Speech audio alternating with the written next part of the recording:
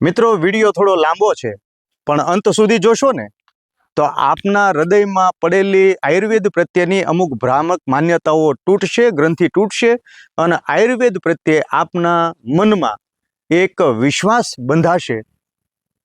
આ વાત હું એટલા માટે કરી રહ્યો છું કે ઘણા લોકો એવું કહેતા હોય છે કે આપની પાસે કોઈ રિસર્ચ પેપર છે, આયુર્વેદની દવાની વાત થતી હોય કે આયુર્વેદ જે પ્રકારના રોગ મટાડે છે એની કોઈ વાત થતી હોય ત્યારે એ લોકો પ્રૂફ માંગતા હોય છે, કોઈ રિસર્ચ પેપર માંગતા હોય છે। પણ આની ઊંડાણમાં આપણે જઈએ તો જે આપણા ગ્રંથો છે, આપણું જે સાહિત્ય છે, આયુર્વેદ પ્રત્યેનો જે બહોળું લેખન કાર્ય છે અથવા તો મૌખિક કાર્ય જે છે એ જ્ઞાનના વારસાને એક વખત વાંચવાની કોશિશ કરીએ તો ઘણું બધું સમજાઈ જાય। આ વાત એટલા માટે આપની સમક્ષ મૂકી રહ્યો છું કે આજથી 500-700 વર્ષ પહેલા જ્યારે કમ્પ્યુટરનો યુગ નહોતો, જ્યારે કોઈ લેબોરેટરીઝ નહોતી, જ્યારે કોઈ આટલા બધા સાધન સામગ્રી નહોતી, એ વખતે ભાવ મિશ્ર ઋષિએ ભાવ પ્રકાશ નામનો ગ્રંથ આપ્યો જેની અંદર અમૂલ્ય જડીબુટીઓનું વર્ણન કરવામાં આવ્યું છે અને કેટલાય પ્રકારના રોગો ને કઈ કઈ વનસ્પતિ, કઈ કઈ ઔષધિઓથી ઠીક કરી શકાય, સારા કરી શકાય, આ બધી વસ્તુ આપી છે। જેને ફાધર ઓફ મેડિસિન કહેવાય એટલે કે ચરક ઋષિ, જે ઈસુના જન્મ પહેલા 150-200 વર્ષે થઈ ગયા, જેણે ચરક સંહિતા નામનો ગ્રંથ આપ્યો છે જેની અંદર કેટલી કાષ્ટ ઔષધિઓ એટલે કે વનસ્પતિઓ, એના મૂળ, એના ફળ, એના પાન, આ બધી જ વસ્તુનો ઉપયોગ કઈ કઈ રીતે કરી શકાય એ બધી મહત્તમ માહિતી એ ગ્રંથમાં આપી છે। એનાથી વધારે આગળ વાત કરીએ તો સુશ્રુત ઋષિ કે જે ઈસુના જન્મ પહેલા 700-800 વર્ષ પહેલા થયા, કે જેમને ફાધર ઓફ સર્જરી કહેવામાં આવે, કે જે શૈલ્યક્રિયાઓના જનક જેને કહેવાય, જેણે પહેલું મોતિયાબિંદનું ઓપરેશન કર્યું અને જેણે પહેલી પ્લાસ્ટિક સર્જરી આ જગતને આપી, એ ભારતીય વારસો, એ ભારતના ઋષિઓ, જેને આજના સમયમાં અમુક લોકો એ મિથ છે એમ ગણતા હોય છે કે ખોટું છે આ બધું એમ ગણતા હોય છે। મેં કે તમે બટેટાનું શાક ન ખાધું હોય સાહેબ અને પછી આપણે કહીએ કે બટેટાનું શાક વાયુ કરે, એ શક્ય કઈ રીતે છે? મેં કે તમે આયુર્વેદનો ઉપયોગ જ ન કર્યો હોય અને પછી આપણે કહી દઈએ છીએ કે આયુર્વેદમાં કોઈ અસર નથી હોતી, આ શક્ય કઈ રીતે છે? સૌથી પહેલા તો એને જાણવા માટે મારે અને તમારે એની અંદર ઊંડાણમાં ઉતરવું પડે। જે સમયે આ ગ્રંથો રચાયા, જે સમયે આ બધી વાતો થઈ, એ સમયની અંદર ગુરુ શિષ્ય પરંપરાઓ હતી અને મોટે ભાગનું જે નોલેજ છે એ મૌખિક રીતે હતું। અને નાલંદા વિશ્વવિદ્યાલયને જ્યારે સળગાવવામાં આવી, એ જગ જાહેર છે કે ત્યારે કેટલાય મહિનાઓ અને વર્ષો સુધી એની આગ એમને સળગતી રહે અને ભારતનો જે અમૂલ્ય વારસો હતો, જે ગ્રંથો હતા, એમાં સળગાવી દેવામાં આવ્યા। ત્યારબાદ જેટલા પણ ગુરુ શિષ્ય પરંપરાની અંદર જે મૌખિક રીતે કહેવાયેલી વાતો જેટલી યાદ હતી, એ આજે મારી તમારી નજર સામે ગ્રંથોના રૂપમાં છે। વિચારો, ભારતની અંદર આજે ઔષધો માટેનો અને સંસ્કૃતિ માટેનો જે અમૂલ્ય વારસો હતો એ કેટલો ઉચ્ચ કક્ષાએ હતો। છતાંય તે ઘણા લોકો એવું કહેતા હોય છે કે આ બરાબર નથી અથવા તો રિસર્ચ પેપર નથી એટલે અમે ન માનીએ, કે આમ નથી એટલે અમે ન માનીએ। જે દિવસે આપણી મમ્મી એવું કહે કે આપણા બા એવું કહે કે આ તારા બાપુજી છે એટલે એમાં માની લેવું પડે, એના કોઈ રિસર્ચ પેપર લાવવાની જરૂર ન હોય।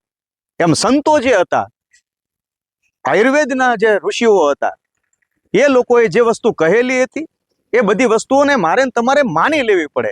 હા, એવું બની શકે કે પૂરેપૂરી માહિતી અથવા તો પૂરેપૂરું નોલેજ આપણને ન હોય અને આપણે કોઈની દવા કરી હોય અથવા તો કોઈ ડોક્ટર અથવા કોઈ વૈદ્ય તો એનાથી રોગ સારો ન થયો હોય, આવું બની શકે।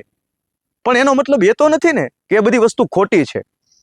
આ વાત હું આપના સુધી એટલા માટે પહોંચાડવા માંગી રહ્યો છું કે જે દેશમાં હું તમે જન્મા છીએ, જે દેશમાં ખાઈએ છીએ, જે દેશમાં પીએ છીએ, જે દેશની અંદર આપણી મારી તમારી આજીવિકા ચાલે છે, અને એ જ વ્યક્તિઓ પાછા એમ કહેતા હોય કે આપણા જે શાસ્ત્રો છે ખોટા છે, આયુર્વેદના જે શાસ્ત્રો છે એની અંદર કોઈ તથ્ય નથી।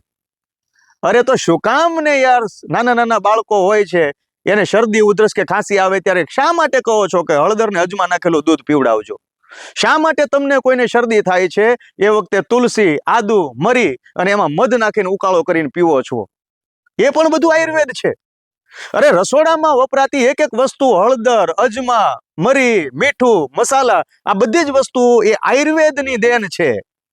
દરેક વસ્તુ ટેસ્ટી કરવા માટે નથી હોતું સાહેબ, એનો સ્વાદ વધારવા માટે દરેક વસ્તુનો ઉપયોગ નથી થતો, પણ આપણા શરીરની અંદર પાચન ક્રિયા સુધરે અને આપણું શરીર નિરોગી રહે એ માટે પણ રસોડાની અંદર પડેલી દરેકે દરેક જે સામગ્રી છે, રસોડાની અંદર પડેલા જે તેજાના છે, જે મસાલા છે, એ બધા જ વસ્તુઓનો ઉપયોગ આપણા સ્વાસ્થ્યને રિલેટેડ છે, સ્વાસ્થ્યદાયક છે, એટલા માટે આપણે રસોઈમાં એનો ઉપયોગ કરીએ છીએ.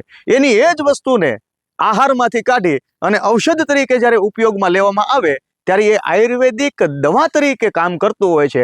આટલી વસ્તુઓ એ બુદ્ધિ બુઠ્ઠા વ્યક્તિઓને કેમ નહીં ખબર પડતી હોય? આટલી વસ્તુ એ બબુચકોને કેમ ખબર નહીં પડતી હોય કે આપણે જ્યાં જન્મ્યા છીએ કમસે કમ એક વખત એ ગ્રંથોની અંદર ઉતરવાનો પ્રયાસ તો કરીએ, એક વખત એને વાંચવાનો પ્રયાસ તો કરીએ. વિદેશના કોઈ વ્યક્તિએ થોડા ઘણા કાગળિયા ઉપર લખીને આપી દીધું હોય કે આ મારું રિસર્ચ છે, આમ છે, તેમ છે, તો તરત આપણે અહીંયા એક્સેપ્ટ કરી લઈએ છીએ, ગ્રહણ કરવા માટેની પડાપડી કરીએ છીએ, તાલાવેલી કરીએ છીએ. તો આપણા જે સંતો ઋષિ મુનિઓએ જે વાત કહી છે એમાં એક વખત તો ઊંડા ઉતરીએ. અરે એ વખતે સાહેબ કોઈ લેબોરેટરી નહોતી, છતાંય તે એ વ્યક્તિએ ત્યાં સુધી કીધું કે આ વનસ્પતિ છે, એના ગુણો આવા છે, એ ઉષ્ણ છે કે એ શીત છે, એની અંદરનો વીર્ય વિપાક કેવા છે. આજ સુધીમાં વિજ્ઞાન એટલું બધું આગળ વધી ગયું છે કે દરેક વસ્તુ કહી શકે છે, પૃથ્થકરણ કરી શકે છે, છૂટું પાડી શકે છે. પણ સાહેબ ઋષિ મુનિઓએ ત્યાં સુધી કીધું, આજે આયુર્વેદાચાર્યો જે હતા એણે ત્યાં સુધી ગ્રંથોમાં લખી અને જ્ઞાન આપ્યું છે કે કોઈ વસ્તુને ખાધા પછી એનો વિપાક એટલે કે આપણને જે ગળે ફરી પાછું એ પાછું વળીને આવે એટલે ઘસરકો જે આવે, એ ઓડકાર જે આવે, એ કઈ વસ્તુનો કેવો હશે એને વિપાક કહેવાય. કે તિક્ત હશે કે તીખો હશે, મધુર હશે કે મીઠો હશે. મગ સ્વાદમાં ખાવામાં મીઠા હોય પણ એનો જે ઓડકાર છે, જે ડકાર છે, એ તીખો આવે. જ્યારે ગળે જ્યારે મગ પાછા આવે ને ત્યારે ગળું હહડાવી દે ને એટલું જલન કરનારું તીખો એનો ટેસ્ટ હોય. સૂંઠ સ્વાદમાં ભલે તીખી છે પણ એનો જ્યારે વિપાક થાય ને એ પેટમાં પચતી હોય અને ત્યારે એનો જે ઓડકાર આવે ને એ મધુર હોય, એ મીઠો હોય. આટલું સાયન્સ ક્યાં તમે લેવા જાઓ? કયા સાયન્સે એવું કીધું કે આ વસ્તુ ખાધા પછી જ્યારે પચતી હોય ત્યારે એનો જે રસ છે એ આવો હોય છે, એ મીઠો હોય છે, કડવો હોય છે, ખાટો હોય છે, ખારો હોય છે? કયા સાયન્સની અંદર આવું લખ્યું છે સાહેબ? આટલું બધું ઋષિ મુનિએ આપ્યું છે અને છતાં પણ આપણે એને મિથ માની લઈએ છીએ. અરે જે દેશમાં જન્મા, જે દેશની અંદર મોટા થયા, જે દેશની અંદર આજીવિકા ચાલે, અરે કમસે કમ એ લોકોના જે આપણા જે ગ્રંથો છે એની એટલી તો અવમાનના આપણે જાળવવી પડે કે નહીં? એટલે આવો સાથે મળીને આયુર્વેદને બચાવવાનો પ્રયાસ કરીએ, આયુર્વેદને આપણે અપનાવવાનો પ્રયાસ કરીએ. આ વાત એટલા માટે કરી રહ્યો છું કે આવનારા સમયમાં આયુર્વેદ એ જરૂરિયાત થઈ પડશે. કોરોનાના કાળમાં મેન તમે સૌએ આપણા નજીકના લોકોને, આપણા સ્નેહી સગા સંબંધીઓને ટપ ટપ મરતા જોયા છે અને એ વખતે આયુર્વેદે જેટલા લોકોને ઊભા કર્યા છે એટલું લગભગ બીજું કોઈ ઊભું નથી કરી શક્યું.